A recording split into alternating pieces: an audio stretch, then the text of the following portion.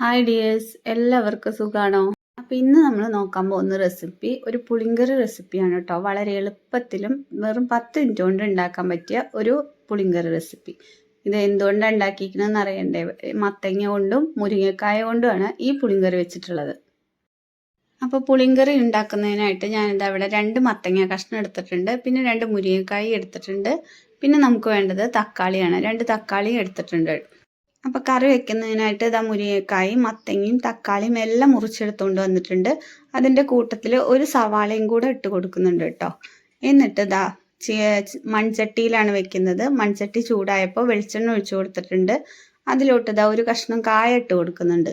അപ്പോൾ ആ കായം ഒന്ന് നന്നായിട്ട് മൂത്ത് വരുമ്പോഴേക്കും നമുക്ക് നുറുക്കി വെച്ചിരിക്കുന്ന സവാള കൂടി ഇട്ടിട്ട് ഒന്ന് വഴറ്റി കൊടുക്കാം. അപ്പോൾ സവാളയൊക്കെ ഒന്ന് വഴണ്ടി വന്നപ്പോഴേക്കും മത്തങ്ങ കഷ്ണങ്ങളും കൂടെ ഇട്ട് കൊടുത്തിട്ടുണ്ട്. ഇനി നമുക്ക് ഈ മത്തങ്ങ കഷ്ണങ്ങളും എണ്ണയിൽ കിടന്ന് നന്നായിട്ട് മൊരിയിച്ചെടുക്കണം. അപ്പോൾ വീഡിയോ ആരെങ്കിലും സബ്സ്ക്രൈബ് ചെയ്യാതെ കാണുന്നവരാണെങ്കിൽ ഒന്ന് സബ്സ്ക്രൈബ് ചെയ്ത് സപ്പോർട്ട് ചെയ്തേക്കണേ. തൊട്ടടുത്തുള്ള ബെല്ലൈക്കണും കൂടി ഒന്ന് അമർത്താൻ മറക്കണ്ട കേട്ടോ. പിന്നെ ലൈക്കും ഷെയറും കമൻറ്റും ഒന്നും ആരും ചെയ്യാൻ മറന്നു പോകണ്ടേ. അപ്പോൾ പുളിങ്കറിയൊക്കെ വെക്കുമ്പോൾ നമ്മൾ എണ്ണയിൽ നന്നായിട്ട് വഴറ്റിയെടുക്കുന്നത് വളരെ നന്നായിരിക്കും, ടേസ്റ്റും കൂടും.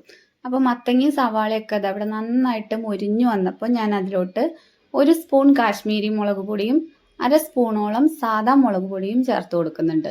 പിന്നെ ഈ സമയത്ത് തന്നെ നിങ്ങൾക്ക് മഞ്ഞൾപ്പൊടി ചേർത്ത് കൊടുക്കാം കേട്ടോ. ഞാൻ മഞ്ഞൾപ്പൊടി ചേർത്ത് കൊടുക്കാൻ വിട്ടുപോയിരുന്നു, എന്നിട്ട് പിന്നീടാണ് ചേർത്ത് കൊടുത്തിട്ടുള്ളത്.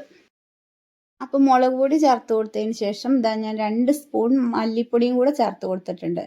പിന്നീട് ഇനി നമുക്ക് ഇതിലോട്ട് ആവശ്യമുള്ളത് 1 സ്പൂൺ മഞ്ഞൾപ്പൊടിയും കൂടെ ചേർത്ത് കൊടുത്തിട്ടുണ്ടായിരുന്നു. അത് ഇതിൽ വീഡിയോയിൽ വന്നിട്ടില്ല കേട്ടോ. അപ്പോൾ പൊടികളൊക്കെ ചേർത്ത് കൊടുത്തതിന് ശേഷം നമുക്ക് ഈ പൊടികളുടെ പച്ചമണം മാറുന്നത് വരെ ഒന്ന് നന്നായിട്ട് വഴറ്റി കൊടുക്കാം. അപ്പോൾ ഇതാ നമ്മൾ പൊടികളൊക്കെ നന്നായിട്ട് വഴറ്റി എടുത്തിട്ടുണ്ട്. ഇനി നമുക്കതിലോട്ട് നമ്മൾ മുറിച്ച് വെച്ചിരിക്കുന്ന തക്കാളിയും കൂടെ ചേർത്ത് കൊടുക്കാം. അപ്പോൾ തക്കാളിയും കൂടെ ചേർത്ത് കൊടുത്തതിന് ശേഷം ഞാനിത് നന്നായിട്ട് വഴറ്റി കൊടുക്കുന്നുണ്ട്. അപ്പോൾ തക്കാളിയൊക്കെ ചേർത്ത് കൊടുത്തതിന് ശേഷം ഇതാ ഒരു നെല്ലിക്ക വലിപ്പത്തിലുള്ള പുളിയും കൂടെ കുതിർത്ത് വെച്ചിരുന്നു. ആ പുളി പിഴിഞ്ഞ വെള്ളമാണ് ഞാൻ ഇതിലോട്ട് ചേർത്ത് കൊടുത്തിട്ടുള്ളത്. അപ്പോൾ പുളിവെള്ളം ചേർത്ത് കൊടുത്തതിന് ശേഷം ഇപ്പം നമുക്ക് കറിയിൽ കഷ്ണങ്ങളൊക്കെ വേവാനായിട്ടുള്ള വെള്ളം ഒഴിച്ചു കൊടുക്കാം. ഇനി നമുക്ക് മുരിങ്ങക്കായ ഇട്ട് കൊടുക്കേണ്ടതാണ്. അപ്പോൾ അതിനനുസരിച്ചുള്ള വെള്ളം കൂടെ ചേർത്ത് കൊടുക്കണം. കഷ്ണങ്ങളെല്ലാം നന്നായിട്ട് വെന്ത് വരണം. അപ്പോൾ കഷ്ണങ്ങളൊക്കെ വെന്ത് വരാനുള്ള വെള്ളവും നമ്മൾ ചേർത്ത് കൊടുക്കണം. പിന്നെ മൺചട്ടിയും കൂടിയാണ്, വെള്ളം പെട്ടെന്ന് വറ്റി പോവുകയും ചെയ്യും. ഇപ്പം നമ്മൾ കറിയിൽ ഒട്ടും തന്നെ ഉപ്പ് ചേർത്ത് കൊടുത്തിട്ടില്ല. ഈ സമയത്ത് നമുക്ക് കറിക്ക് ആവശ്യമായിട്ടുള്ള ഉപ്പും കൂടെ ചേർത്ത് കൊടുക്കാം. ഉപ്പും കൂടെ ചേർത്ത് കൊടുത്തതിന് ശേഷം ഞാനിതാ 3 പച്ചമുളകും കൂടെ അരിഞ്ഞിട്ട് ആ കറിയിലോട്ട് ചേർത്ത് കൊടുത്തിട്ടുണ്ട്. അതിനുശേഷം നമുക്ക് അതിലോട്ട് ഇത്രയും വലിപ്പമുള്ള ഒരു ശർക്കര കഷ്ണം ചേർത്ത് കൊടുക്കുന്നുണ്ട്. പുളിങ്കറിയാണ്, ആ പുളിയൊക്കെ ഒന്ന് ബാലൻസ് ചെയ്യാൻ വേണ്ടിയിട്ടാണ് ഞാൻ ശർക്കര ചേർത്ത് കൊടുത്തിട്ടുള്ളത്. ഇനി നമുക്ക് ഇതൊന്ന് വേവിക്കാനായിട്ട് അടച്ചു വെച്ച് കൊടുക്കാം. കഷ്ണങ്ങളെല്ലാം നന്നായിട്ട് വെന്ത് വരട്ടെ. അപ്പം നമ്മുടെ കറിയൊക്കെ ഇവിടെ കഷ്ണങ്ങളൊക്കെ വെന്ത് വന്നിട്ടുണ്ട്. അപ്പം ഇനി നമുക്കിതിലൊന്ന് കുറച്ച് മത്തങ്ങ കഷ്ണങ്ങൾ ഒന്ന് ഉടച്ചു കൊടുക്കാം. എന്നിട്ട് നമുക്ക് തീ ഓഫ് ചെയ്ത് കൊടുക്കാം. അപ്പം മത്തങ്ങ കഷ്ണങ്ങൾ ഞാൻ കുറച്ച് ഉടച്ചു കൊടുക്കുന്നുള്ളൂ, കുറച്ച് അങ്ങനെ തന്നെ ഇട്ടിട്ടുണ്ട് കേട്ടോ. അപ്പോൾ കഷ്ണങ്ങളെല്ലാം ഉടച്ചു കൊടുത്തതിന് ശേഷം ഒന്നുകൂടെ തിളച്ച് കുറുകി വന്നിട്ടുണ്ട്. അപ്പോൾ കുറുകിയ ചാറോട് കൂടിയുള്ള പുളിങ്കറി നമ്മുടെ ഇവിടെ റെഡി ആയിട്ടുണ്ട്. ഇനി നമുക്കതിലോട്ട് കുറച്ച് കറിവേപ്പിലയും കൂടെ ഇട്ട് കൊടുത്തതിന് ശേഷം തീ ഓഫ് ചെയ്ത് കൊടുക്കാം. ഇനി നമ്മൾ കറിയിലോട്ട് ഒന്ന് വറുത്തിടുന്നുണ്ട്. അതിനായിട്ട് ചീനച്ചട്ടി വെച്ച് കൊടുത്തിട്ടുണ്ട്. അതിലേക്ക് ഞാനിതാ ചെറിയ ഉള്ളിയാണ് ഇട്ട് കൊടുത്തിട്ടുള്ളത്.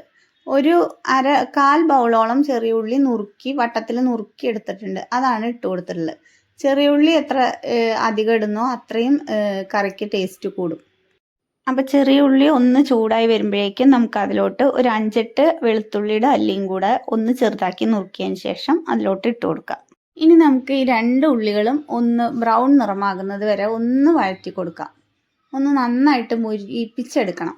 അതിനുശേഷം ഞാൻ അതിലോട്ട് 1 സ്പൂൺ കാശ്മീരി മുളക് പൊടി ചേർത്ത് കൊടുത്തിട്ടുണ്ട്. പിന്നെ നമ്മൾ ചേർത്ത് കൊടുത്തിട്ടുള്ളത് ഒരു 1/4 ടീസ്പൂണോളം മാത്രം സാമ്പാർ പൊടി. അപ്പോൾ നമ്മൾ ഉള്ളിയൊക്കെ മൊരിഞ്ഞു വന്നതിന് ശേഷം തീ ഓഫ് ചെയ്ത് കൊടുത്തിട്ടാണ് പൊടികളെല്ലാം ചേർത്ത് കൊടുത്തിട്ട് ഒന്ന് ഇളക്കിയെടുത്തിട്ടുള്ളത്.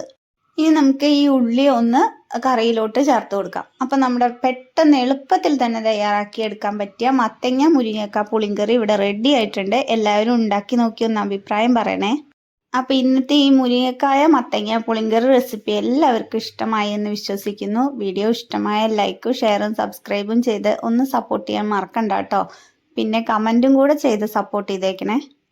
വീണ്ടും അടുത്തൊരു വീഡിയോയിൽ കാണാം. താങ്ക്